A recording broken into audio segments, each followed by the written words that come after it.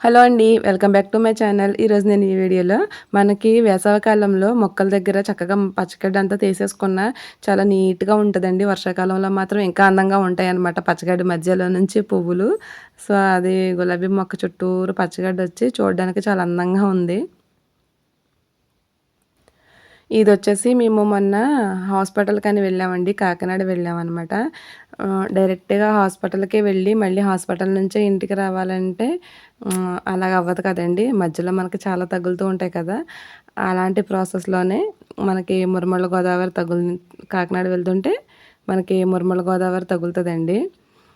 అందుకని మురమళ్ళ గోదావరి బ్రిడ్జ్ దగ్గర నుంచి చూస్తే మనకి కాకినాడకి వెళ్తుంటే గనక మనం లెఫ్ట్ సైడ్‌లోను, కాకినాడ నుంచి వస్తుంటే రైట్ సైడ్‌లోను మనకి ఈ బ్రిడ్జ్ మీద నుంచి చూస్తే ఇంకొక 2 బ్రిడ్జ్‌లయితే కనిపిస్తాయన్నమాట. ఇప్పుడు మనం అక్కడికే వెళ్తున్నాము. ఇది బ్రిడ్జ్‌కి ఇవతలండి. అంటే మురమళ్ళకి వస్తదనమాట. బ్రిడ్జ్ ఇవతలనమాట. ఇవతల ఏటుగొట్టు. ఇది 2 రకాలుగా వెళ్ళొచ్చండి. ఇది ఏటుగొట్టు మీద నుంచి వెళ్ళొచ్చు. దీనికి సైడ్ ఒక సిమెంట్ రోడ్ కూడా ఉంటది. కాలువకి అవతల అలా కూడా వెళ్ళొచ్చు. ఈ రోడ్‌లోంచి వెళ్ళి చాలా రోజులైంది కదా! అనేసి ఇక్కడి నుంచయితే వెళ్తున్నామండి. కొబ్బరి తోటలు అంతా బావుంటదండి. లంక కదా! కాకపోతే ఈ రోడ్డయితే మాత్రం అస్సలు బాలేదండి. రోడ్డు మొత్తం పాడైపోయింది. ఇదొచ్చేసి బ్రిడ్జ్ అండి. అదే ఇప్పుడు నేను చెప్పాను కదా! దీన్ని అన్నంపల్లి బ్రిడ్జ్ అంటారనమాట. చాలా బావుంటదండి బ్రిడ్జ్ అయితే. సో, ఇక్కడికి ఈ బ్రిడ్జ్ మీదకి రావడానికి గల రీజన్ ఏంటంటే, మనకి మామూలుగా చేపలనేది వలేసి పడతారు కదా! ఇక్కడ అలా కాకుండా మీకు చూపిస్తున్నాను చూడండి. వాటర్ బాటిల్‌లో కొంచెం మైదా పిండి వేసి పడతన్నారు. మైదా పిండి వేసి దాంట్లో అన్నీ కొయ్యంగులే పడుతున్నాయండి. చాలా పెద్ద పెద్దగా పడుతున్నాయనమాట. మీకది కూడా చూపిస్తాను. ఇప్పుడు ఈ బ్రిడ్జ్ చూస్తున్నారు కదండీ! నేను చెప్పాను కదా! మనం ఈ బ్రిడ్జ్ కాడ నుంచి చూస్తే మీకు కనిపించదులేండి. చాలా లాంగ్‌లో ఉంటది. నేను ఇందాక చెప్పిన బ్రిడ్జి అక్కడి నుండి చూస్తే ఇవి 2 కనిపిస్తాయనమాట. సో, మీకది కనిపిస్తుంది చూసారు. ఇప్పుడు నేను చూపిస్తున్నాను కదా! నేనున్న బ్రిడ్జ్ కాకుండా ఫ్రంట్ ఇంకో బ్రిడ్జ్ చూపిస్తున్నాను కదా! అదొచ్చేసి కెనాల్‌లా ఉంటదండి. మొత్తం అంతా లోపల సిమెంట్ చేసేసి ఉంటదనమాట. అంటే వాటరు స్టోర్ చేయడానికి ఏమో మరి పంటల పొలాలకి ఇంచుమించుగా అది కట్టి ఒక 100 ఇయర్స్ పైనే అయిపోయిందండి. తర్వాత రీసెంట్‌గా ఈ బ్రిడ్జ్ కట్టారు. సో, ఇప్పుడు ఈ బ్రిడ్జ్ మీద నుంచి ఇదిగోండి చేపల వలైతే ఇలా వేస్తున్నారు. వలకి అదిలేండి వాటర్ బాటిల్‌తోటయితే వేస్తున్నారు.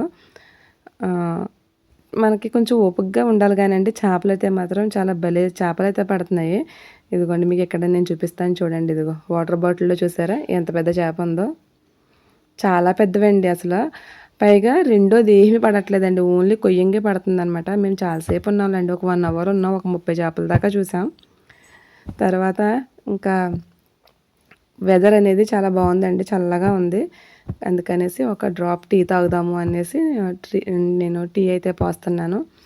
చాలామంది అనుకోవచ్చు నేను ఇలా క్యారీ చేసి నేనెప్పుడూ ఏ ప్రయాణానికెళ్ళినా సరే, ఆ ప్రయాణానికి తగ్గట్టు ఏదో ఒకటి ఇంట్లో నుంచి తీసుకువెళ్తూనే ఉంటానండి. అది నాకు అలవాటు. పిల్లల కోసమైనా, మన కోసమైనా ఎక్కడికైనా సరే తీసుకువెళ్తూ ఉంటాను. మీరు అనుకోవచ్చు రూ. 10 పెడితే టీ ఎక్కడైనా దొరుకుద్ది కదా అని. రూ. 10 పెడితే టీ అయితే దొరుకుద్దండి. కానీ ఇక్కడ ఇలాగా బ్రిడ్జ్ మధ్యలో ఉండి, గోదావరి దగ్గర ఉండి ఎంజాయ్ చేస్తూ తాగాలి అంటే రూ. 1000 పెట్టినా మనకెవడో టీ తీసుకురాడు. అందుకని కొన్ని కొన్ని సందర్భాల్లో కొన్ని కొన్ని క్యారీ చేయటం మంచిదే. ఎందుకంటే నా ఫ్రెండ్స్ అంటారనమాట. ఎప్పుడైనా స్టేటస్ పెడితే అన్నీ పట్టుకెళ్ళిపోవాలా ఇంట్లో నుంచి అలా మాట్లాడతారు. నా దగ్గర మామూలు క్యాజువల్‌గానే అంటారండి. ఇంకా అసలు బయట ఏమి తినవా అని. కాకపోతే మన ఎనకాల అంటారు కదా! ప్రతీదీ పట్టుకెళ్ళిపోతది, ప్రతీదీ తీసుకెళ్ళిపోతది, కొనుక్కుంటే దొరకవా అని. అది అది బయటికి వెళ్ళి మనం తినాలనుకున్న సందర్భం, తినాలనుకున్న ప్లేసు, తాగాలనుకున్న ప్లేసు, ఎంజాయ్ చేయాలనుకున్నటువంటి వెదర్ కానివ్వండి, లేకపోతే లొకేషన్ కానివ్వండి అన్నీ డిఫరెంట్‌గా ఉంటాయండి. దానికి వీలుగానే నాకు కావాల్సిన విధంగా నేను తీసుకువెళ్తాను. ఎంతమంది ఎన్ని రకాలుగా కామెంట్స్ చేసినా నా ఎంజాయ్‌మెంట్‌కి నేను ఎంజాయ్ చేయాలనుకున్న దగ్గర ఎలా ఎంజాయ్ చేయాలనుకుంటున్నాను, నేను ఏదైనా ఒక ప్లేస్ బయటకి వెళ్ళాను అంటే నేను తినే లంచ్ కానీ, డిన్నర్ కానీ ఎలా ఉండాలనుకుంటున్నాను అనేది నాకంటూ కొన్ని ఉంటాయి కదండీ! సో, అది నా పద్ధతి, నా విధానం నాకు నచ్చినట్టుగానే నేను ఉంటాను.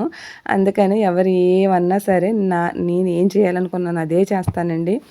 ఇదనే కాదు ఏదైనా సరేనండి సందర్భం వచ్చింది కాబట్టి చెప్తున్నాను. మనం ఏదైనా సరే మనకి నచ్చినట్టుగా మనకి బ్రతకడానికి మనకి హక్కు ఉంది కాబట్టి మనమేమి ఎవరిని బలవంతంగానో లేకపోతే మనం ఇలా ఉండడం వల్ల ఎవరికి ఏదో పెద్ద నష్టం జరుగుతుందో అన్నది ఏం కాదు కాబట్టి పర్వాలేదండి. మనకు నచ్చినట్టు మనం ఉండొచ్చు. విచిత్రం ఏంటంటే కామెంట్స్ నా దగ్గర బాగానే చెప్తారు. తర్వాత మళ్ళీ వాళ్ళల్లో వాళ్ళు చెప్పుకుంటారు. మళ్ళీ ఇమ్మీడియట్‌గా 2 కూడా నాకే వాళ్ళు అన్నారని వీళ్ళు అన్నారని వాళ్ళిద్దరూ వచ్చి మళ్ళీ చెప్తారు. ఇంక విని విని అలవాటైపోయిందండి. అందుకని ఇంక అసలు నేను పట్టించుకోను. సో, ఇప్పుడు చెప్పొచ్చేది ఏంటంటే ఇక్కడ అన్నంపల్లి లోకలండి ఇవి. లోపలికి వెళ్ళే కొలది చాలా బాగుంది. సమ్మర్ కదండి. మరీ ముఖ్యంగా మీకు ఇవన్నీ ఎందుకు చూపిస్తున్నానంటే సమ్మర్‌లో ప్రజెంట్ మంచి రోహిణి కార్తీ ఈ టైంలో ఇలా ఉంది కదా! రేపు ఆగస్ట్‌లో మళ్ళీ వెళ్తానండి. ఆగస్ట్‌లో వెళ్ళినప్పుడు ఎలా ఉందో చూపిస్తాను.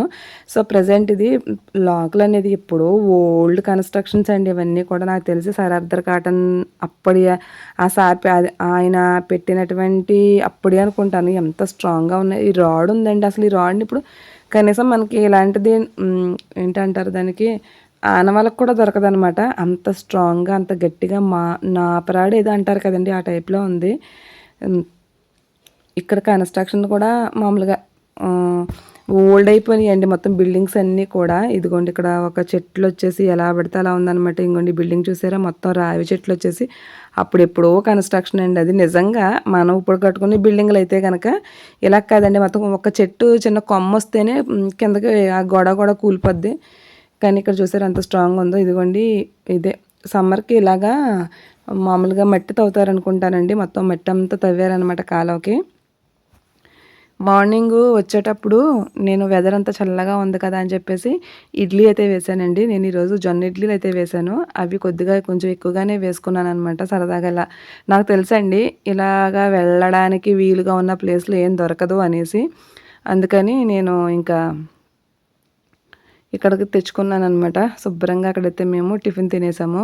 ఇంకా అదిగోండి వాటర్ బాటిల్‌లో పడ్డాయి కదా! అవి కొయ్యంగలు అవి కూడా తెచ్చుకున్నాం. కూర వండితే చాలా ఎక్కువైపోద్దండి. ఖర్చవ్వదు. అందుకని నేను ఇలా ప్యాన్ పైన ఫుల్లు ఫిష్ ఫ్రై అనేది చేశాను. ఇది చాలా ఈజీ అండి. నీసు స్మెల్ ఉండదు. చాలా స్పీడ్‌గా అయిపోతుంది. చాలా టేస్టీగా కూడా ఉంటుందండి. మసాలాలకు అలవాటైపోయిన ప్రాణాలు మనయి అసల. అలాంటిది ఇది ఇలా ఫ్రై చేసుకుంటే తినగలమా అనుకోవచ్చు. లేదండి.